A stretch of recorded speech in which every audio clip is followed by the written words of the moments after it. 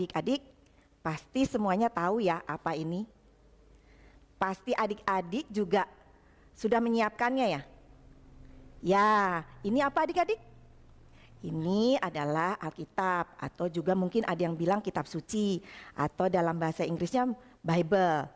Nah, tapi tahu nggak adik-adik? Sekarang ini kok rasa-rasanya kalau di gereja makin sedikit ya Alkitab kita temukan. Wah, kenapa begitu ya? Nah, ternyata sekarang sudah banyak orang yang membaca firman Tuhan lewat gadget atau HP mereka, handphone mereka, melalui aplikasi Alkitab yang ada di HP maupun gadget mereka. Namun, sebaiknya sih kalau adik-adik datang beribadah ke rumah Tuhan atau membaca firman Tuhan, kita baca melalui buku Alkitab ini ya tuh yang adik-adik ya. Kenapa? Kenapa begitu? Karena sewaktu kalau kita membaca firman Tuhan lewat buku Alkitab, kita akan semakin cepat mengerti isi Alkitab. Bukunya Alkitab, kitab-kitab apa saja yang di dalam Alkitab. Lalu juga waktu membawa Alkitab nih, kita waktu pergi beribadah, kita membawa Alkitab, itu juga bisa menjadi kesaksian bagi orang banyak. Nah, ada lagi satu lagi. Kita kalau membaca Alkitab lewat buku Alkitab itu akan lebih konsentrasi, tidak terganggu. Misalnya kalau kita baca melalui handphone atau HP atau aplikasi gadget yang lainnya, nah mungkin kita akan terpengaruh dengan adanya aplikasi-aplikasi di HP atau gadget kita. Tapi dengan kita membaca firman Tuhan di buku Alkitab, kita akan lebih konsentrasi sewaktu membaca Alkitab. Nah, kenapa kita harus membaca Alkitab, harus rajin membaca Alkitab? Karena Alkitab ini adalah firman Allah yang berisi perkataan dan juga kehendak Allah. Makin sering kita membaca firman Tuhan, maka kita akan semakin tahu perkataan dan juga kehendak Allah. Firman itu perkataan Allah di dalam Alkitab dan juga kehendak Allah yang sudah kita ketahui harus kita lakukan ya adik-adik ya. Kenapa begitu? Karena kalau kita semakin sering melakukan perkataan atau kehendak Allah, maka berkat Tuhan akan selalu memenuhi kita. Kita akan selalu diberkati oleh Tuhan. Seperti yang tertulis dalam Alkitab, dalam kitab Mazmur. Yuk kita baca sama-sama ya adik-adik ya. Kita buka Alkitab kita baca dari Mazmur 119 ayatnya yang ke-77. Di sana dikatakan, kiranya rahmat-Mu menghampiri aku supaya aku hidup, sebab aku menggemari Taurat-Mu. Yuk kita ulangi lagi ya, kita baca sekali lagi ya. Mazmur 119 ayat 77. Kiranya rahmat-Mu menghampiri aku supaya aku hidup, sebab aku menggemari Taurat-Mu. Nah, pemazmur mengatakan, memohon pada Allah agar berkat-berkat Tuhan datang padanya, supaya ia bisa terus hidup dalam Tuhan, karena ia sangat menyukai Taurat Tuhan. Alkitab yang merupakan firman Tuhan juga mengajarkan tentang jalan kehidupan adik-adik. Jadi semakin kita sering membaca Alkitab, kita juga akan mendapatkan jalan kehidupan dari Tuhan. Beberapa minggu ini kita sudah belajar tentang seorang raja Israel yang sangat dekat pada Tuhan. Ayo, siapa? Pasti tahu adik-adik. Ya betul, Raja Daud. Raja Daud adalah seorang raja yang selalu ingin mengenal dan menyembah Tuhan dengan sungguh-sungguh. Nggak heran kalau berkat Tuhan selalu datang pada Raja Daud, di kehidupan Raja Daud. Raja Daud belajar taat pada setiap perkataan Tuhan yang ia dengar. Ia pernah mempunyai kesempatan untuk membunuh Raja Saul yang selalu berusaha membunuh dirinya. Ketika Daud sudah mendekati Saul yang sedang buang air besar, jantung Daud berdebar keras. Ia sadar Tuhan tidak menginginkan dia membunuh Saul. Kata Daud, Biarlah Tuhan sendiri yang akan menghukum orang pilihannya ketika orang itu bersalah, bukan aku. Daud membatalkan keinginannya untuk membunuh Saul. Di dalam menghadapi musuh-musuh di sekitarnya, Daud selalu bertanya dahulu di dalam doa kepada Tuhan, apakah ia harus berperang atau tidak. Jika Tuhan katakan ya, maka ia akan berperang. Begitu pula sebaliknya. Daud berusaha untuk mendengar dan taat pada firman Tuhan.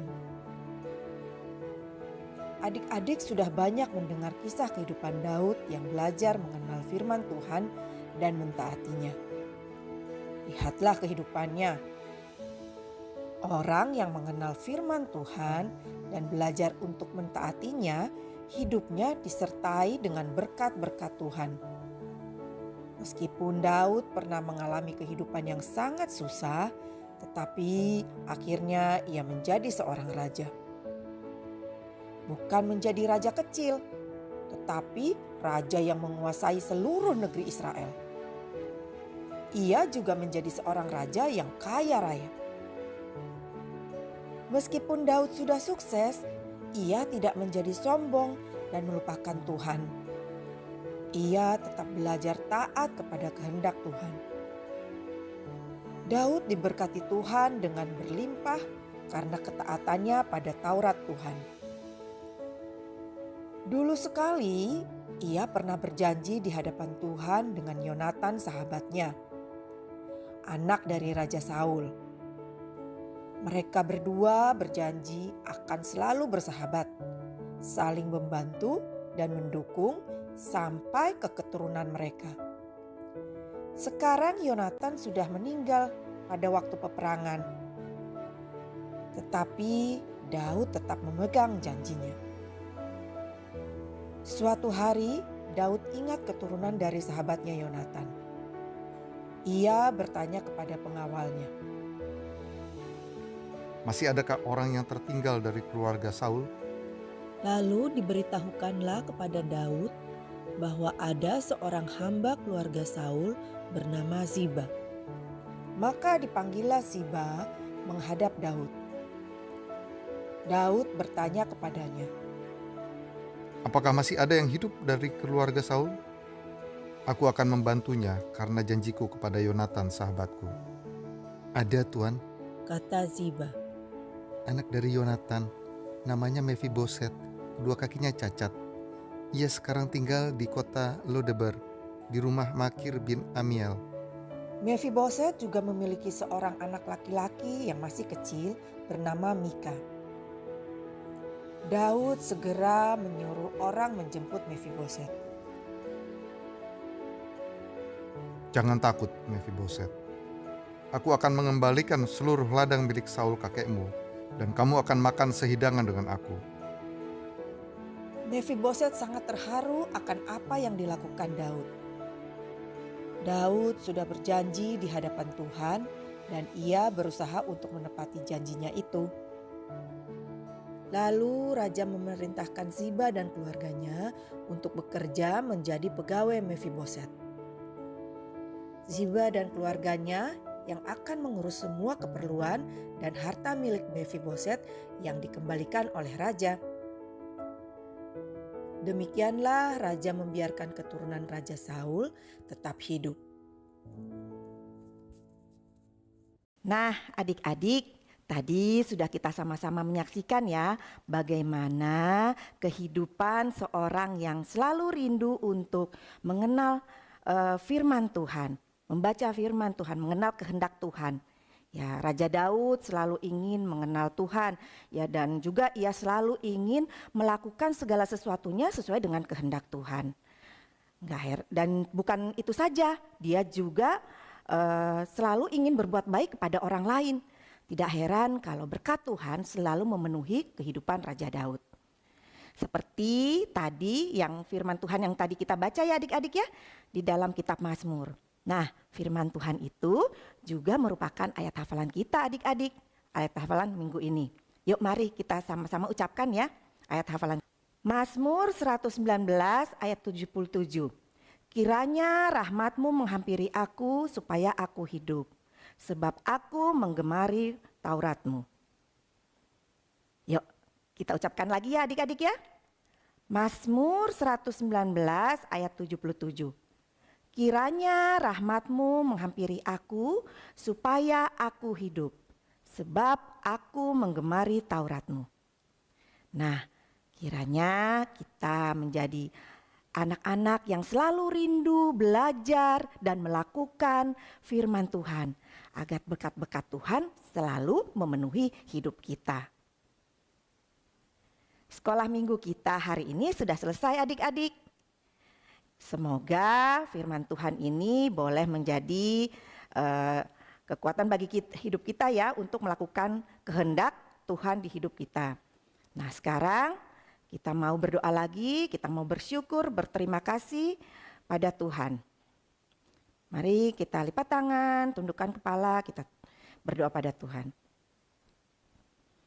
Bapa di surga, terima kasih Tuhan buat firman Tuhan yang sudah kami dengar. Kiranya Tuhan selalu menguatkan kami untuk selalu rajin dalam mempelajari firman Tuhan, dalam membaca Alkitab. Agar kami makin hari makin mengerti kehendak Tuhan buat kami.